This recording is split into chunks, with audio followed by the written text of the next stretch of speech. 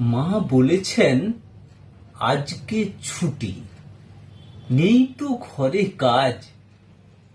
উতল হাওয়ায় মনটা নাচে, হারিয়ে যাব আজ। হারিয়ে যাব অনেক দূরে, সবুজ শ্যামল গায়ে। বলবো কথা ফুলের সাথে, কাঁঠাল চাঁপার ছায়।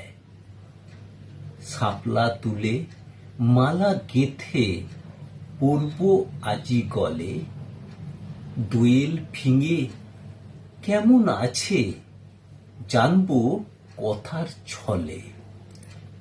মাধবী কই, মাধবী কই, কেউ পাবে না ডেকে।